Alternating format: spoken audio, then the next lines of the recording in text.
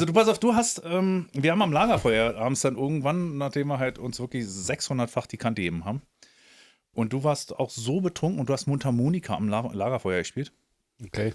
Und der letzte Zug der Mundharmonika lief so ab, dass du die Mundharmonika rausgezogen hast und genau in dieselbe Richtung gekippt bist und da liegen geblieben bist. Ja. Und da hast dann gepennt. Ich muss jetzt zu meiner Schande gestehen, das fehlt mir in meiner Timeline. Das ist so.